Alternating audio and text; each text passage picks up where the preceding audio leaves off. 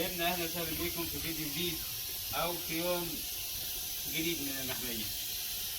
النهارده طبعا هنمحر الفضل اللي احنا عملناه هناك اللي شفتوه كده. هنمحره من بره عشان خاطر لما تحط فيه زرع او كده حاجه كده ما يرشحش ميه وما يباحش بسرعه، يعني حاجات متينه للحوض. وكنا لو تفتكروا في الفيديو اللي فات نهينا الفيديو ان الارنبه كانت عملت نحلت كده وابتدت هتولد. يعني الاسبوع ده طبعا هتبقى ولدت. تعالوا نوريكم عيالها وهنعمل ايه في المحمية. تابعوا معانا.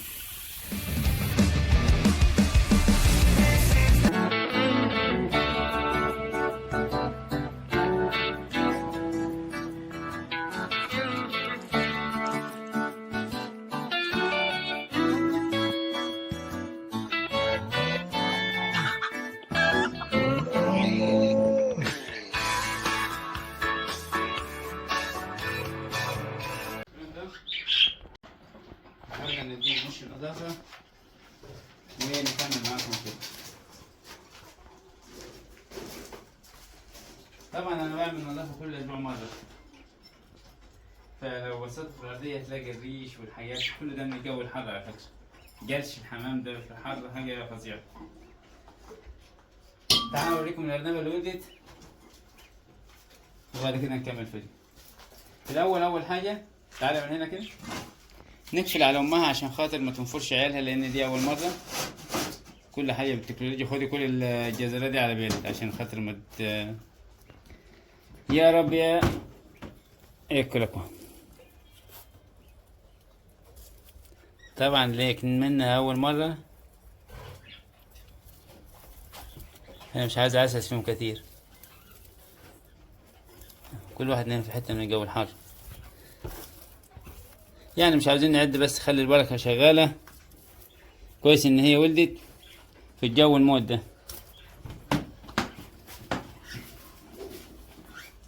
عندي الأرنب التاني اللي هناك دي عشرة يوم 11، يعني المفروض 11/8 تولد. عندي ده ذكر للذبح، عندي ده ذكر للإنتاج، عندي دي انتهى عدقية بطلت تولد، او انا خليتها خلاص كده سمنتها وخليتها للذبح. يبقى كده عندي 2 نتي وذكرين، فيهم ذكر للذبح وذكر للانتاج، وفي 3 نتيتين للانتاج وانتاية تسمين للذبح. تعال كده شوف الحمام اللي عندنا ده الذكر الانتاج بتاعنا، اللحم بتاعنا. كانت طالعة جوز طبعا في نفرة النتاية الله اعلم ليه. مع ان بعد ما فريتها طبعا حبيت ان انا اكلها هذا وكده، لكن كانت ماتت. في عندي الجزء اللي تحت ده لسه بيض، بس كل ما نيجي نصور يخاف يوجد بعيد. خلاص برضه قرب يطلع. وده الانتاج بتاعنا اللي موجود يعني حاليا معانا. طبعا عندنا عصافير العادية. عندي الذكر الاصفر ده مولف مع النتاية الزبرة دي. طبعا مفيش حاجة فيهم بيضة ولا اي حاجة، هي حجمها صغير. كانت من الصيف اللي فات واخواتها ماتوا من كتر الحر. انا هنا عامل جنش فوق هنا كده لو انت واخد بالك، ده هركبه مروحه. طبعا هركب مروحه، بس كنت عايز ان انا اكسي السقف بتاعه، لان السقف بتاعه ضعيف. انت لو بصيت هتلاقي فيه حتت منوره في الشمس كده. وعشان خاطر الحر برضه جبت له طبقات فل وغطيت كل الناحيه ليها. يعني احنا رحت لو جينا مسكنا الفل ده كده هنلاقيه عاكس للحراره، ما نلاقوش سخن زي الحديد. الحديد سخن لان ده اسود ومن الناحيه التانيه مدهون اسود، فهتلاقيه بيمتص السخونه بتاعت الحديد. شايف دي جوه وسخنه، لكن ده براها ومش سخن. طبعا انا بشتغل فيه كل يوم اجازه بس من الشغل، يعني كل يوم حد. الحد اللي انا عملت الركن ده هنا كده. الايام الجايه دي هكمل. لو كان امكن واللزق بتاع الفل بيجي في السقف هركبه في السقف، لان كده ما بيجينيش ميه. ما كانش يبقى اجيب له اي حاجه تاني واكسيه. بعد كده هخلي الحمام ده بره في الشمس يتشمس، وهخلي السمان كله مع بعضيه. وبعد كده نفكر ان احنا نعمل ايه. هو احنا كنا مكترين السمانة البوست دي، تحس ان هي اليفة. شايف؟ خلاص. حاجة يعني معروف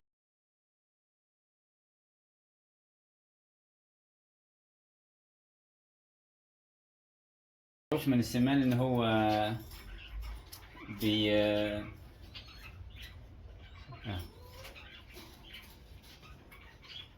أليفة جدا. من كتر ما أنا بتعامل معاها بقت خلاص زي أي حيوان أليف. هي بس واخدة بشلة في عينها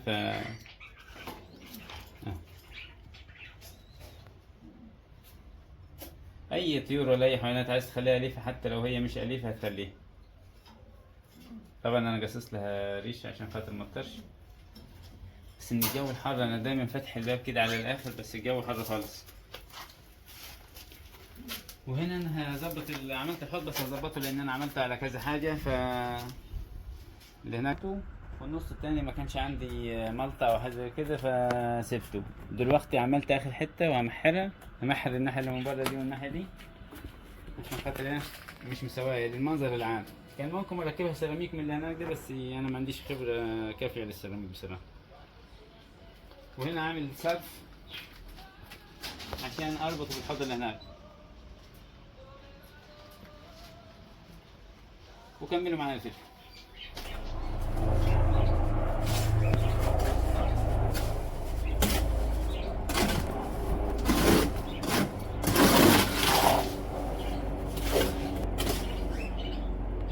بس كده لا.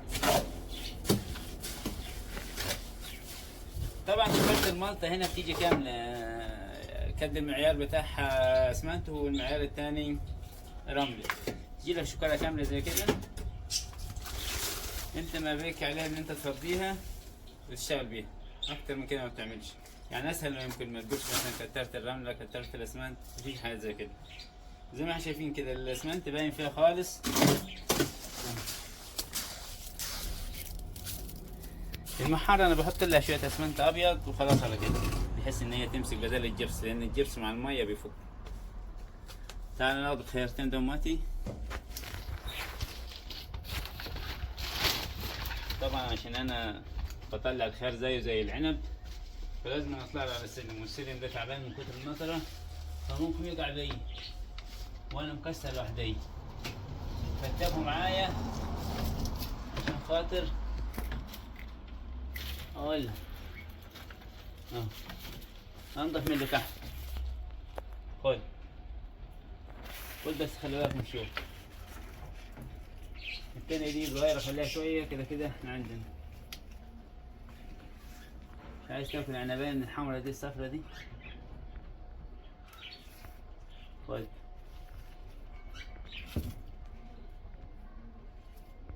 انا بنقي واحدة بس عشان في حاجات لسه حادة.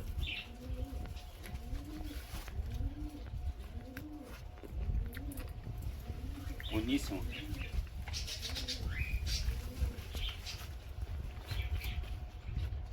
كان في دايما واحد بتاع بطيخ بيقول من زرعتنا، والله من زرعتنا. كل ما يعدي بطيخ قدام المحل يقول من زرعتنا. مش عارف هو زرعتهم كلها بطيخ ولا لا. الطماطم دي من زرعتنا برضه. شايفين ازاي؟ نسيبها يوم واحد بس كده تلاقيها غدرت. مش محتاجة ان انت تتعب فيها ولا تقول كان ولا مان ولا بتاع.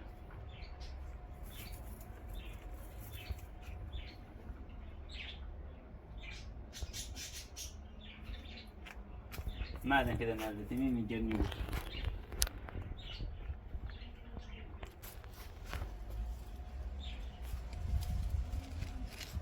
دي نفس اللي هنا كده، لكن اللي هناك بنات. كل اللي فوق ده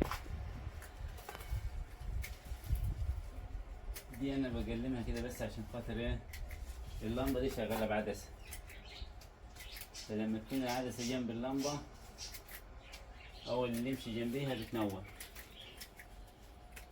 لكن لو هي متضريه من الحاجات زي كده مش هتنور ولا تشوف النور. هي انا بس كده بعملها كده عشان تطلع، ابتدت تطلع فوق الليد بتاعها هنا مع اني انا ما كنتش محتاج يعني، خلاص انا كنت اعملها على اساس انه ما كانش عندي عنب. الوقت طلع عندي هنا اتنين اهم، خلاص كبروا، زرعهم من الشتلات اللي عندي. والسفندي، شوف السفندي بقى ازاي، السفندي هنا اهو ما تجيش متر على الارض. طبعا فيها كان كتير، بس النطرة لما بتنزل بتخلي الرمي بتاعها يمشي يعني. وكل ما ده عشان خاطر الناموس او حاجه زي كده، لتطفيش الناموس بجيب بخور واروح مولع فيه. طبعا مش عارف الولاعة من بدري هنا.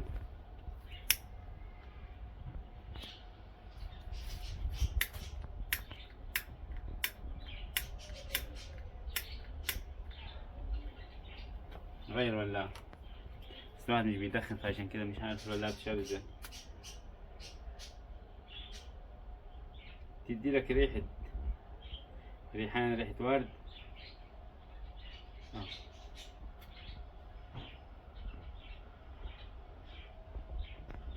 مش عارف مضي الشمس باين ولا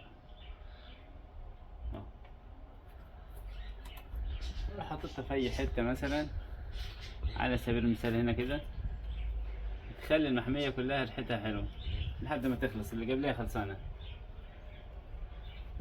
وانا عملت الحوض الزرع اللي هنا ده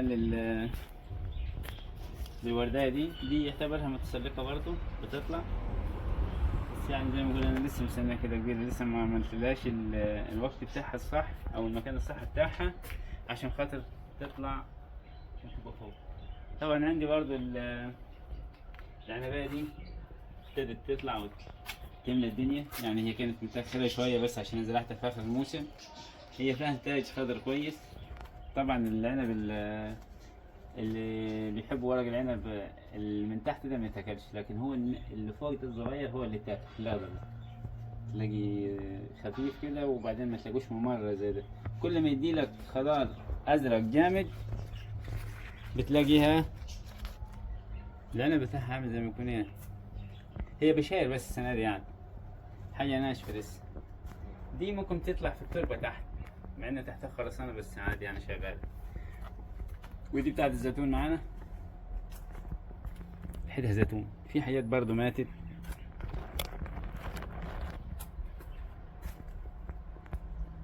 وفي حاجات ما ماتتش. طبعا انا مش هخليها كده في البتاع بتاعها، هغيرها واحط لها واحدة كبيرة وبس كده. الاسبوع ونشوفكم الاسبوع الجاي كده نكون عملنا حاجه جديده. الاسبوع الجاي متهيألي الارنبه التانية مش هتكون ولدت، لان دي هتولد يوم 11. ما اعرفش، مش بحسب الحسبانه دي لسه شويه، بعد اسبوعين نكون خلصنا حوض الزرع كده محير وشكله يبقى حلو كده ولا حاجه. شوف البتاعه دي كانت صغيره برضه، هي المفروض تبقى في الظل على فكره. يعني لو هي في الظل كانت تسرح اكتر من كده، الشمس تموتها. بس يعني هي تحت التكعيبه بتاعت العنب، بس برضه عاوزه تتدارى شويه. يلا نشوفكم الاسبوع الجاي، والى اللقاء. ما تنسوناش بالدعم الجميل بتاعك، اللايك والشير، والى اللقاء في فيديو جديد.